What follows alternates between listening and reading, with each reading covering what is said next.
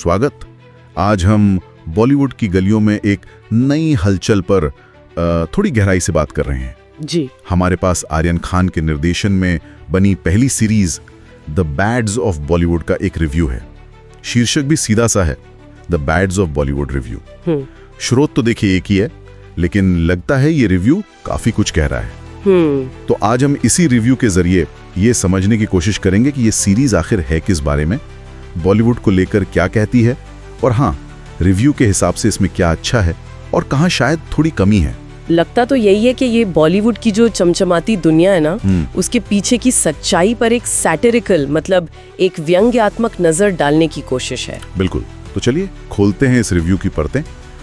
Review की माने तो ये सीरीज एक सटारिकल ड्रामा है। हाँ, मतलब मजाक मजाक में कुछ गंभीर बातें कहना। सही कहा। ये बॉलीवुड की अंदरूनी पॉलिटिक्स, नेपोटिज्म मतलब भाई भतीजावाद, और वो जो स्ट्रगल होते हैं ना, जो ग्लैमर के पीछे अक्सर छिप जाते हैं, उनको दिखाने का दावा करती है।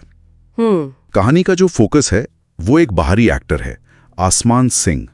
लक्ष्य लालवानी ने ये किरदार निभाया है। अच्छा। जो इंडस्ट्री में अपनी जगह बनाने की कोशिश कर रहा है, और शायद इसी के सफर के जरिए हमें बॉलीवुड के अच्छे बुरे पहलू दिखाए जाएंगे। रिव्यू तो कुछ ऐसा ही इशारा कर रहा है। हाँ, और देखिए ये आउटसाइडर वर्सेस इनसाइडर वाला एंगल, ये कोई नया तो नहीं है बॉलीवुड पर बनी कहानियों में। नहीं, बिल्कुल नहीं। कितनी ही फिल्में, शोज ये दिखा चुके हैं, लेकिन यहाँ जो बात शायद ध्यान खींच रही है वो ये है कि रिव्यू आर्यन खान के डायरेक्शन और राइटिंग को एक ताज़ा नजरिया कह रहा है। ताज़ा नजरिया जी, और इसे फन लेकिन तीखा कटाक्ष, फन येट शार्प टेक भी कहा गया है। अच्छा, तो ये तीखापन कहाँ से आता है, ये सोचना दिलचस्प है। क्या ये सिर्फ डायलॉग्स में है या कहानी के पूरे ट्रीटमेंट में? ये अच्छा सवाल उठाया आपने कि ये तीखापन सिर्फ ऊपर ऊपर से है या वाकई सिस्टम पर कोई गहरी चोट करता है। हाँ, रिव्यू आगे बढ़ता है, किरदारों और एक्टिंग पर भी बात करता है। जी। बॉबी देओल, सहर बाम्बा और मोना सिंह जैसे जो मंझे हुए कलाकार हैं, उनके काम की तारीफ की गई है। अच्छा, ये तो अच्छी बात है। हाँ, कहा गया है कि इनके मजबूत अभिनय ने कहानी में वजन डाला है। और ये अहम भी है ना, क्योंकि सटायर को, व्यंग्य को असरदार बनाने के लिए किरदारों का विश्वसनीय लगना बहुत जरूरी होता है। बिल्कुल। भले वो कितने भी बढ़ा चढ़ा कर क्यों ना दिखाए गए हों, अगर एक्टर्स अपने रोल को पकड़ नहीं पाते तो वो मजाक फिसल सकता है। सही बात है। तो रिव्यू का ये कहना कि एक्टिंग दमदार है, ये सीरीज के फेवर में एक मजबूत पॉइंट है। इससे लगता है कि शायद कहानी सिर्फ प्लॉट के भरोसे नहीं है, किरदारों की भावनाओं और उनके रिश्तों पर भी टिकी है। और किरदारों की बात चली रही है तो कैमियोज का भी जिक्र है इसमें। अच्छा, कैमियोज भी हैं। हाँ, रिव्यू कहता है कि कुछ बड़े सितारों के छोटे छोटे रोल्स मतलब कैमियोज सीरीज में थोड़ा मनोरंजन का तड़का लगाते हैं। ये अक्सर दर्शकों को पसंद आता है, एक सरप्राइज जैसा। लेकिन यहाँ ये देखना जरूरी हो जाता है कि कैमियोज का इस्तेमाल हुआ कैसे है। क्या वो सिर्फ नाम के लिए है, स्टार पावर बढ़ाने के लिए? हाँ, ये खतरा रहता है। या वो वाकई कहानी का जो सटायरिकल ढांचा है उसमें फिट होते हैं? रिव्यू का कहना है कि ये कैमियो सिर्फ स्टार पावर के लिए नहीं, बल्कि मनोरंजन बढ़ाते हैं और कहानी में फिट होते हैं। अच्छा, अगर ऐसा है तो बढ़िया है। हाँ, अगर ऐसा है तो ये अच्छी बात है, क्योंकि कई बार खासकर बॉलीवुड पर बनी कहानियों में कैमियोज या तो कहानी के फ्लो को तोड़ देते हैं या फिर वो सिर्फ इंडस्ट्री के अंदरूनी मजाक बनकर रह जाते हैं। हाँ, वो इनसाइड जोक वाली बात। जी, अगर यहाँ कैमियो कहानी के व्यंग्य को और गहरा करते हैं तो ये एक सोची समझी अच्छी स्ट्रैटेजी हो सकती है। बिल्कुल। ये बैलेंस बनाना कि कैमियो कहानी का हिस्सा लगे, ना कि सिर्फ एक ध्यान खींचने वाला स्टंट, ये वाकई कमाल होगा अगर सीरीज ये कर पाती है। अच्छा, अब आते हैं उन खासियतों पर जिनका रिव्यू में खुलकर जिक्र है, और यहाँ चीजें और दिलचस्प हो जाती हैं। रिव्यू सीरीज के लेखन के अंदाज को क्वर्की बता रहा है। क्वर्की? हाँ, क्वर्की मतलब कुछ हटके, अनोखा, शायद थोड़ा अजीब भी। मतलब कहानी कहने का तरीका शायद सीधा सपाट नहीं है, उसमें कुछ ट्विस्ट या अलग तरह का ट्रीटमेंट हो सकता है। देखिए, ये क्वर्की अंदाज आजकल काफी ट्रेंड में है, खासकर ओटीटी पर। हाँ, सही कहा। ये जो ट्रेडिशनल तरीका है कहानी कहने का, उससे हटकर कुछ नया देने की कोशिश होती है। हो सकता है इसमें नॉन लीनियर कहानी हो, या शायद किरदारों के मन की बातें सीधे दर्शकों तक पहुंचाई गई हो, या विजुअल स्टाइल बहुत अलग हो। अब ये क्वर्कीनेस असल में है क्या वो तो सीरीज देखकर ही पता चलेगा, लेकिन रिव्यू इसे एक प्लस पॉइंट मान रहा है। और इसी से जुड़ा हुआ है हाजिर जवाबी डायलॉग्स, विटी डायलॉग्स का जिक्र। हाँ, ये तो सटायर के लिए बहुत जरूरी है। बिल्कुल, व्यंग्यात्मक कहानी की जान उसके डायलॉग्स में होती है। अगर डायलॉग्स पहने और स्मार्ट हो तो आधी लड़ाई तो वहीं जीत ली जाती है। हाँ। रिव्यू के मुताबिक यहाँ डायलॉग्स में वो बात है, वो हाजिर जवाबी, वो चुटीलापन है। और ये डायलॉग सिर्फ मजेदार होने के लिए नहीं होने चाहिए। अच्छे सटायर में डायलॉग्स कहानी को आगे भी बढ़ाते हैं, किरदारों को बनाते हैं और साथ ही साथ उस सिस्टम पर कमेंट भी करते हैं जिसका मजाक उड़ाया जा रहा है। सही। अगर डायलॉग सिर्फ पंचलाइन बनकर रह जाए तो असर कम हो जाता है। रिव्यू का विटी कहना उम्मीद जगाता है कि डायलॉग्स में शायद कुछ गहराई भी होगी। फिर बात आती है रफ्तार की, पेस की।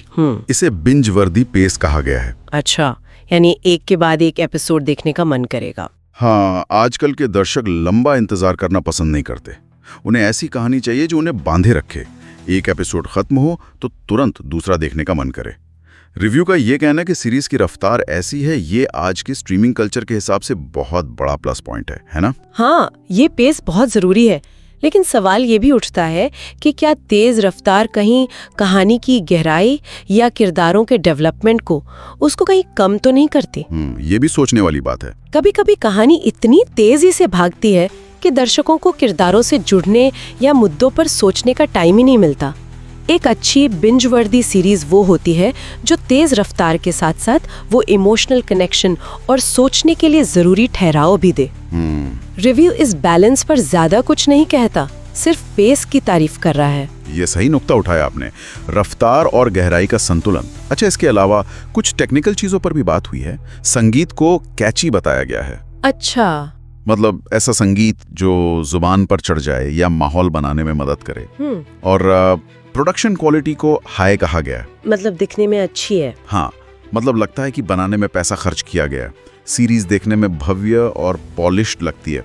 ये विजुअल अपील भी आजकल बहुत मायने रखती है। बिल्कुल, खासकर जब आप बॉलीवुड जैसी ग्लैमरस इंडस्ट्री पर कहानी बना रहे हो तो प्रोडक्शन वैल्यू का अच्छा होना तो लगभग जरूरी ही है। हाँ, वरना फीका लगेगा। जी, अगर सीरीज दिखने में ही फीकी लगेगी तो शायद दर्शक उस दुनिया से जुड़ नहीं पाएंगे जिसका वो चित्रण कर रही है या जिसका सटायर कर रही है। स्टाइलिश शब्द का इस्तेमाल भी हुआ है रिव्यू में। हाँ, स्टाइलिश भी कहा है। जो शायद इसी हाई प्रोडक्शन क्वालिटी, अच्छे संगीत और हो सकता है वो क्वर्की लेखन और ताजे निर्देशन का मिला जुला नतीजा हो।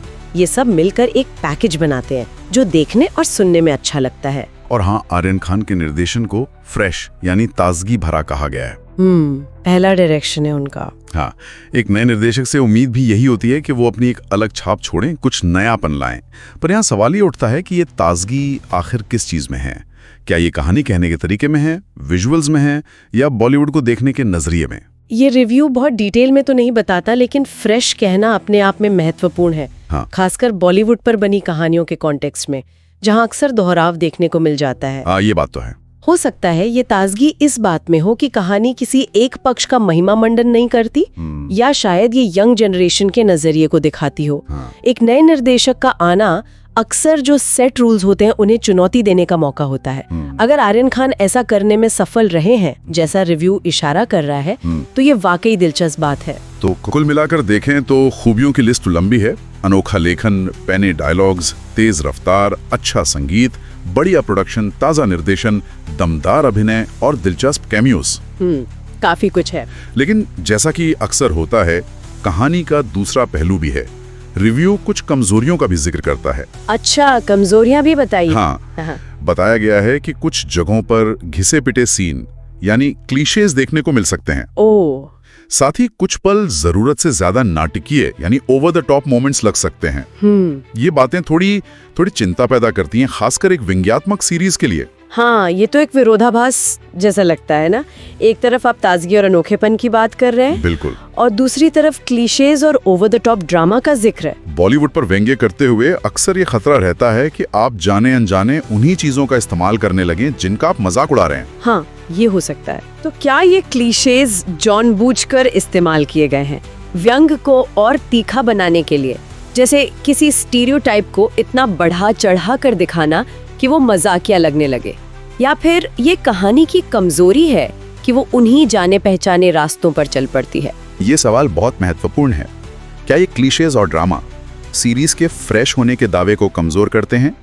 रिव्यू इस पर सीधे सीधे कोई फैसला तो नहीं सुनाता, लेकिन एक इशारा जरूर देता है। और वो इशारा शायद रेटिंग में झलकता है। हाँ बिल्कुल। क्या रेटिंग दी है? इन कमियों को बताने के बावजूद रिव्यू सीरीज को कुल मिलाकर एंगेजिंग यानी आकर्षक और स्टाइलिश बताता है और 5 में से 4 स्टार देता है। 4 स्टार, ये तो काफी मजबूत रेटिंग है। हाँ, काफी मजबूत है। इससे यही लगता है कि रिव्यूअर की नजर में जो खूबियां हैं वो इन कमियों पर भारी पड़ती हैं। शायद वो क्लीशेज और ओवर द टॉप पल इतने ज्यादा नहीं है कि देखने का मजा किरकिरा हो जाए, या फिर सीरीज का जो ओवरऑल ट्रीटमेंट है, उसका अंदाज, उसका पेस, वो दर्शकों को बांधे रखने में कामयाब होता है। हाँ, हो सकता है। तो 4 स्टार की रेटिंग ये सुझाव देती है कि ये कमियां शायद अनुभव को पूरी तरह खराब नहीं करती। अब ये देखने वाले पर निर्भर करेगा कि वो इन क्लीशेज को कैसे लेते हैं। क्या वो उन्हें कहानी की कमजोरी मानते हैं या सटायर का ही एक हिस्सा? बिल्कुल, हो सकता है कुछ दर्शकों के ये क्लीशेज बहुत खटके, जबकि कुछ और लोग उन्हें एंजॉय करें, खासकर अगर उन्हें बहुत बढ़ा चढ़ाकर पेश किया गया हो। हाँ, व्यंग्य की प्रकृति ही ऐसी होती है कि वो सबको एक जैसा पसंद नहीं आता। कुछ लोगों को वो बहुत तीखा लग सकता है, कुछ को हल्का, और कुछ को शायद मुद्दे से भटकता हुआ भी लगे। सही कहा। तो अगर हम इस पूरी चर्चा और रिव्यू का सार निकालें तो क्या तस्वीर उकरती है? द बैड्स ऑफ बॉलीवुड ये एक ऐसी सीरीज लगती है जो बॉलीवुड के अंदर की दुनिया को एक स्टाइलिश और मजेदार लेकिन साथ ही तीखे अंदाज में पेश करने की कोशिश करती है। इसमें नए निर्देशक का ताजा नजरिया है, अनोखा लेखन है, दमदार अभिनय और तेज रफ्तार जैसे प्लस पॉइंट्स हैं। जी। वहीं दूसरी तरफ इसमें बॉलीवुड की कहानियों वाले कुछ जाने पहचाने क्लीशेज और जरूरत से ज्यादा ड्रामा भी मिल सकता है।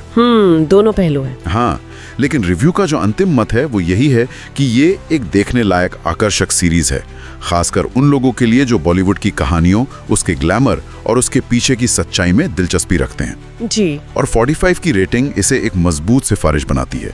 ऐसा लगता है कि आर्यन खान की जो डायरेक्टोरियल डेब्यू है उसको ये रिव्यू काफी हद तक सफल मान रहा है। हाँ, और इस रिव्यू के आधार पर एक अंतिम विचार ये बनता है कि ये सीरीज शायद बॉलीवुड के विरोधाभासों को ही केंद्र में रखती है।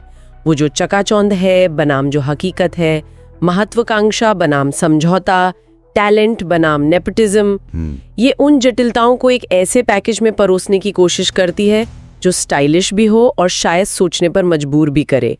रिव्यू ये उम्मीद जगाता है कि ये सिर्फ सतही तौर पर ग्लैमर या गंदगी दिखाने वाली सीरीज नहीं है, बल्कि इसमें कुछ परतें हैं। हाँ। भले ही ये कुछ जाने पहचाने अंदाज इस्तेमाल करती हो, इसका ट्रीटमेंट इसे शायद भीड़ से अलग खड़ा करता है। ये उन दर्शकों के लिए हो सकती है जो बॉलीवुड को सिर्फ एक एंटरटेनमेंट इंडस्ट्री के तौर पर नहीं, बल्कि एक सामाजिक सांस्कृतिक फिनोमेनन के रूप में भी देखते हैं। और इसी के साथ हम अपने श्रोताओं के लिए एक सवाल छोड़ जाते हैं जिस पर वो विचार कर सकते हैं। जी। जैसा कि रिव्यू में व्यंग्य और घिसे पिटे अंदाज यानी क्लीशेज दोनों का जिक्र है, क्या बॉलीवुड के अंधेरे पक्ष जैसे जाने पहचाने विषय पर बनी कोई सीरीज पूरी तरह से मौलिक, पूरी तरह ओरिजिनल हो सकती है, या फिर असरदार व्यंग्य करने के लिए कभी-कभी उन्हीं स्थापित ट्रोप्स या क्लीशेज का सहारा लेना जरूरी हो जाता है जिनका वो मजाक उड़ा रही है? मनोरंजन और गहरी सामाजिक टिप्पणी के बीच ये संतुलन आखिर कैसे साधा जा सकता है, इस पर सोचेगा जरूर।